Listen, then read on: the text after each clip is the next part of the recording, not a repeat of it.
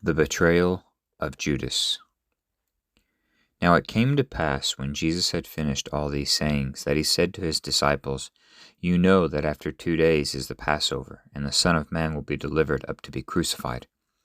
Then the chief priests, the scribes, and the elders of the people assembled at the palace of the high priest, who was called Caiaphas, and plotted to take Jesus by trickery and kill him. But they said, Not during the feast, lest there be an uproar among the people. And when Jesus was in Bethany at the house of Simon the leper, a woman came to him having an alabaster flask of very costly fragrant oil, and she poured it on his head as he sat at the table. But when his disciples saw it, they were indignant, saying, Why this waste? For this fragrant oil might have been sold for much to give to the poor.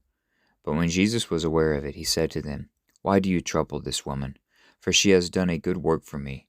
For you have the poor with you always, but for me you do not have always. For in pouring this fragrant oil on my body, she did it for my burial. As surely I say to you, wherever the gospel is preached in the whole world, what this woman has done to me will also be told as a memorial to her. Then one of the 12, called Judas Iscariot, went to the chief priests and said, What are you willing to give me if I deliver him to you? And they counted out to him 30 pieces of silver. So from that time he saw opportunity to betray him. Now on the first day of the feast of the unleavened bread, the disciples came to Jesus, saying to him, Where do you want us to prepare for you to eat the Passover? And he said, Go into the city to a certain man, and say to him, The teacher says, My time is at hand. I will keep the Passover at your house with my disciples. So the disciples did as Jesus had directed them, and they prepared the Passover. When evening had come, he sat down with the 12. Now as they were eating, he said, Assuredly I say to you, one of you will betray me. And they were exceedingly sorrowful, and each one of them began to say to him, Lord, is it I? And he answered and he said, He who dipped his hand with me in the dish will betray me. The Son of Man indeed goes, just as it is written of him. But woe to that man by whom the Son of Man is betrayed.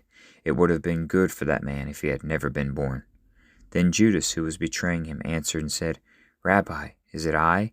And he said to him, You have said it. And as they were eating, Jesus took the bread, blessed and broke it, and gave it to the disciples, and said, Take, eat, this is my body. And he took the cup and gave thanks, and gave it to them, saying, Drink from it, all of you, for this is my blood of the new covenant, which is shed for many for the remission of sins. But I say to you, I will not drink of this fruit of the vine from now on until the day when I drink it new with you in my Father's kingdom. And when they had sung a hymn, they went out to the Mount of Olives. Then Jesus said to them all of you will be made to stumble because of this night, for it is written, I will strike the shepherd, and all the sheep of the flock will be scattered.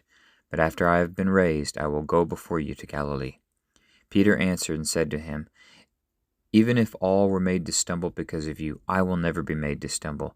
Jesus said to him, Assuredly I say to you, that this night before the rooster crows, you will deny me 3 times. Peter said to him, Even if I have to die with you, I will not deny you. And he said, and so said all the disciples. Then Jesus came with them to a place called Gethsemane, and he said to his disciples, Sit here while I go and pray there. And he took with him Peter and the 2 sons of Zebedee, and he began to be sorrowful and deeply distressed. Then he said to them, My soul is exceedingly sorrowful, even to death. Stay here and watch with me.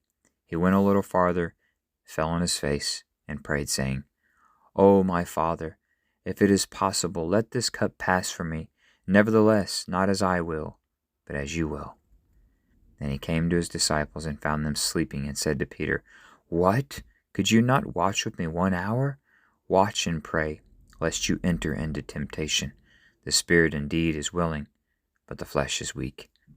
Again, a second time, he went away and prayed, saying, O my Father, if this cup cannot pass away from me unless I drink it, your will be done. And he came and found them asleep again, for their eyes were heavy. So he left them, went away again, and prayed the 3rd time, saying the same words. And he came to his disciples and said to them, Are you still sleeping and resting? Behold, the hour is at hand, and the Son of Man is being betrayed into the hands of sinners. Rise, let us be going. See, my betrayer is at hand. And while he was still speaking, behold, Judas, one of the 12, with a great multitude with swords and clubs, came from the chief priests and elders of the people. Now his betrayer had given them a sign, saying, Whomever I kiss, he is the one. Seize him." Immediately he went up to Jesus and said, "Greetings, Rabbi," and he kissed him. And Jesus said to him, "Friend, why have you come?" Then they came and laid hands on Jesus and took him. And suddenly one of those who were with Jesus stretched out his hand, drew his sword, and struck the servant of the high priest and cut off his ear. But Jesus said to him, "Put your sword in its place, for all who will take the sword will perish by the sword. Or do you think that I cannot pray to my Father, and he will provide me with more than 12 legions of angels? How then could the Scriptures be fulfilled, that it must happen thus?" In that hour Jesus said to the multitudes, "Have you come out as against a robber with swords and clubs to take me? I sat daily with you teaching in the temple, and you did not seize me. But all of this was done that the Scriptures of the prophets might be fulfilled." Then all the disciples forsook him and fled. And those who had laid hold of Jesus led him away to Caiaphas the high priest, where the scribes and the elders were assembled.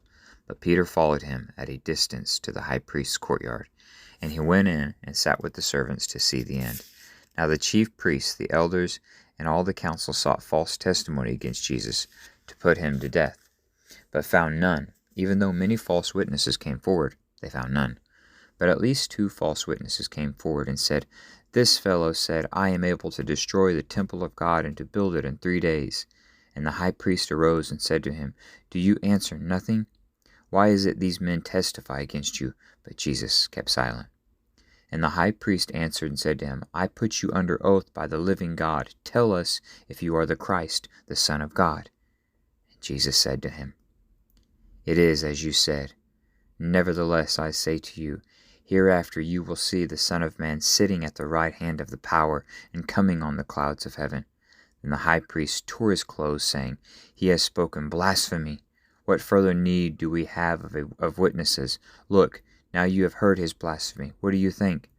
They answered and said, "He is deserving of death." Then they spat in his face and beat him, and others struck him with the palms of their hands, saying, "Prophesy to us, Christ. Who is the one who struck you?" Now Peter sat outside in the courtyard, and a servant girl came to him, saying, "You also were with Jesus of Galilee."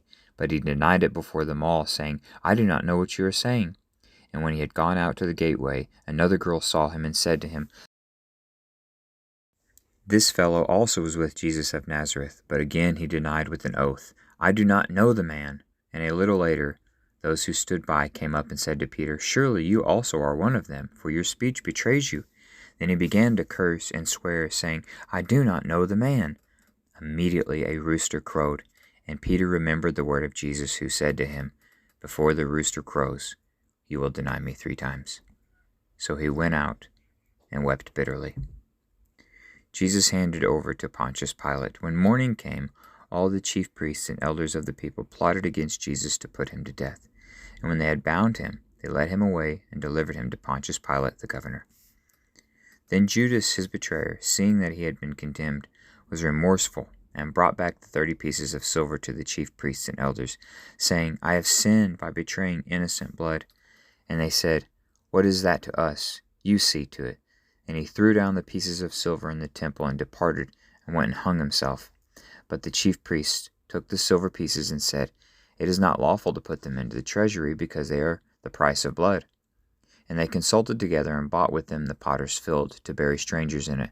Therefore that field has been called the field of blood to this day.